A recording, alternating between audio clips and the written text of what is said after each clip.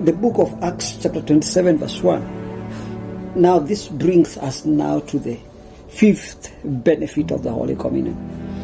And this talks about sailors, 276 sailors, Paul included. They are sailing to Rome. They are going to Italy. And they are passing through the coast of Asia. It's a journey. And as you read it, and whenever I read this reading, to me it stands out. Like it seems like I'm watching a movie when you go through this. And this is basically, it's literally the life that we walk through. The picture they give it to. And that's why I want to take a bit of time. I will take a bit longer. Just bear with me, because I think I will be forced to touch on many scriptures in the book of Acts 27, so that we can be able to have a glimpse of what God is saying to us. All right? Now, look at this. Now, the Bible says in verse 4, when we had put to sea from there, we sailed under the shelter of Cyprus, because the winds were contrary. Contrary seas, they were against them. Tossing, blowing against them. When we had sailed slowly many days, we arrived with difficult off cedars. The wind not permitting us to proceed, we sailed under the shelter of Crete of Salmon. So we find this, the wind was slowing them. They were not able to keep pace as they wanted. There was that force that was against them. And that's why when you get to study this, sometimes you might experience storm in the physical, when you just think it's just the storm, but in the spirit there's a force behind it. Now look at this, interesting. Verse 7. Verse 8, passing it with difficulty, we came to a place called Fair Havens, near the seat of Lasea. It was tough. It was not easy. Where you just find even the breakthrough you talk about, you just remember, you see, it was difficult. How I got this child, it was difficult. How I got this breakthrough, it was difficult. The far I've come, it has not been easy. The progress I've made, it has been tough. That's exactly what I get to see in the reading. Now, when we had much time been spent and sailing was now dangerous, because the fast was already over, Paul advised them, saying, men, I perceive that this voyage will end with disaster and much loss, not only of the cargo and ship, but also of our lives. You see, Paul could perceive this as a man of God. He says, what I perceive, this is just too bad. We are not only going to lose cargo and our ship, but our lives is also at stake. That's how dangerous it was. That's how bad it was. Where you go through tough, and you just find things are just getting worse and worse. You know, you're moving from the fire, now you're falling into the fire. Things are getting worse. And it's like your hope is getting dashed off. It's like now you're losing hope. You just feel like nothing can ever happen. Where you get to a point where you just want to give up in life. But there is hope. There is hope. But Christ is the answer.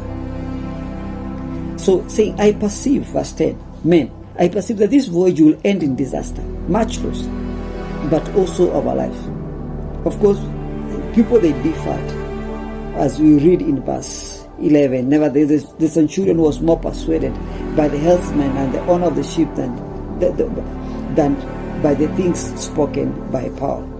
All right?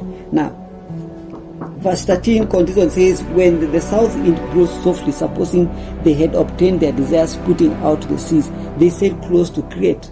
But now, verse 14 says, but not long after, there was a tempestuous headwind that rose, and that was called Euroclydon. So there was that tempestuous headwind that rose, that was blowing towards them, and it was called Euroclydon. So this wind was blowing. It was tempestuous. So when the ship was caught and could not head into the wind, we let her drive. So they were like giving up. And running under the shelter of the island called Clauda, we secured the skiff with difficulty. When they had taken it on board, they used cables to undergird the ship, and fearing this, they should run aground on Syrtis. They struck sail, and so they were driven. Verse 18. And because we were exceedingly tempest-tossed, the next day they lightened the ship. So this the way the whole thing is rocky, the way we're feeling how disastrous this trip is, they felt like no, they had to alight. On the third day, we threw the ship's tackle overboard with our own hands. Now, when there was neither sun nor stars appeared for many days, no small tempest beat on us, all hope that we could be saved was finally given up. Think of this. For many days, many nights, the Bible says they got to a place where it was just cloudy, it was dark. There was no sun, there were no stars, there was no hope. In other words, it's like, and they even lost their direction. Are we really sailing on the right? Are we really going on the right move? Where you even lose the compass, where you don't know whether you are coming or you are going. They got to that state. But after long abstinence from food, verse 21, then Paul stood in the midst of them and said, Men, you should have listened to me and not have sailed from Crete and incurred this disaster and loss. And now I urge you to take heart, so there will be no loss of life among you, but only of the ship. Now, and that's why it's always good sometimes to have a servant of God, have a prophet of God. So Paul rose and he became that voice, and he said to them, take heart. I know it is tough. It's not good for us. We don't know what is happening. It's beyond us. Take heart. There will be no loss of life among you. Yes, we might lose the ship, but take heart. Now, verse 23. For there stood by me this night, he says, now he was going to minister, he says, by night, the angel of God stood, to whom I belong and whom I serve, saying, do not be afraid, Paul. You must be brought before Caesar. Indeed, God has granted you all those who sail with you. And that's why it's always good to have a servant of God. He says, their lives was spared because there was one righteous man. Yeah. And sometimes it's good to have somebody who is standing. Maybe it might be a wife who is standing in the wife. Then you find in the family, you find the whole home will be saved because somebody stood. Maybe there might be a child who is standing right with God, and the whole home will be saved because of that child. Maybe in the nation there's a man who is standing, there's one righteous man who is standing. Maybe in the government, in the cabinet, there's one man who is standing, who is holding the whole government. It's always good when you have that one man.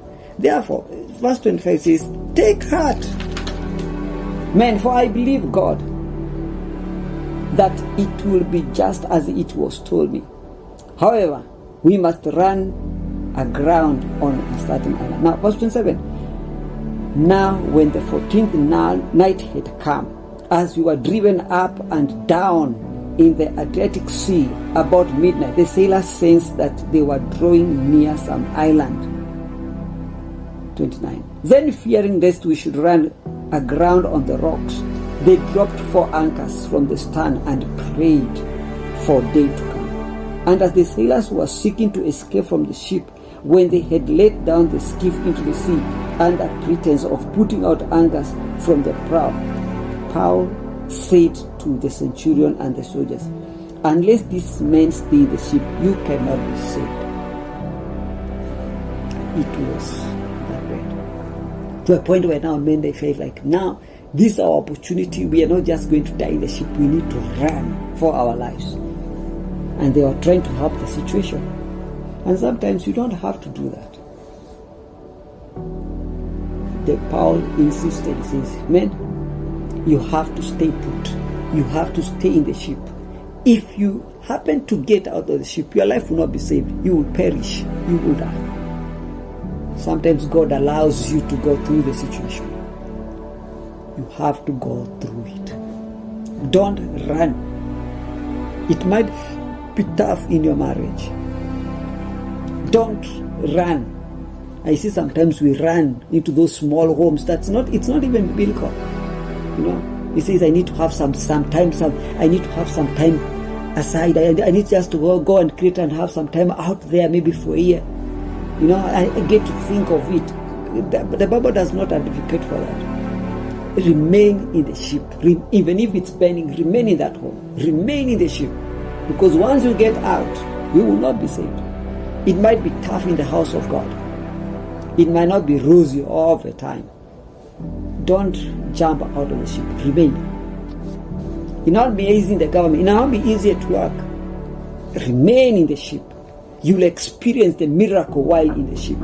Don't try to help the situation. Remain in the ship. And as you do that, you will see the power of God. You will see the move of God. God coming for you and God doing something great in your life. That's what God was saying through the servant of God, that remain put, don't try to help the situation, remain. And as you do that, then you see the power of God. God will come for you and God will be glorified in your life. So they were told, eyes perceive. If you happen to get out, it won't work for you. If anything, you will not be saved. Then the soldiers cut away the ropes of the skiff and let it fall off. And as the day was about to dawn, Paul implored them all to take food, saying, today is the 14th day, and you have waited and continue without food and eaten nothing. Therefore I urge you to take nourishment, for this is your survival, since not a hair will fall from your head or any of you. And that was a word of hope.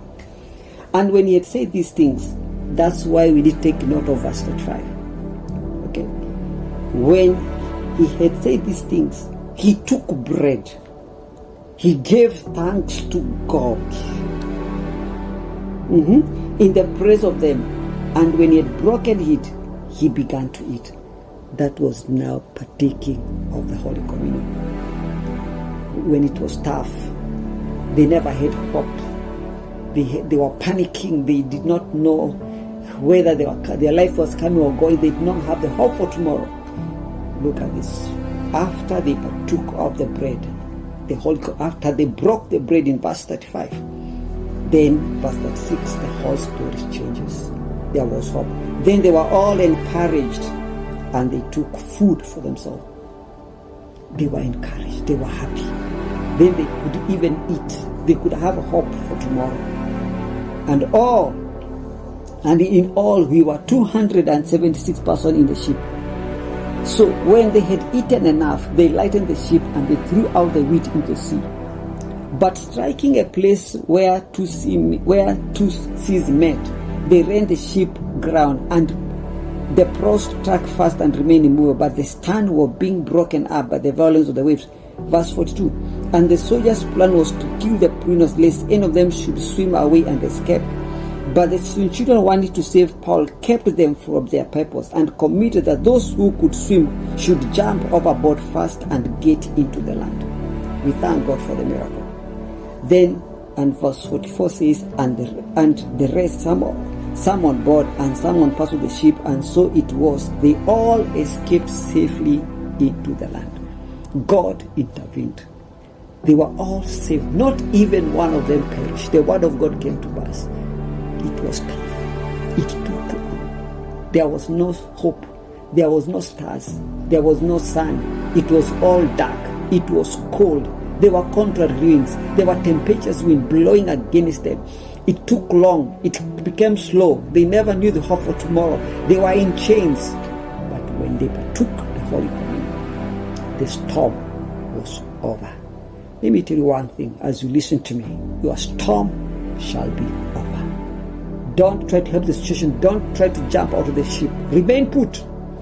But the Bible says, do this in the remembrance of me, as often as you can. When you partake the Holy Communion, let me tell you, the storm will be over and the sun will shine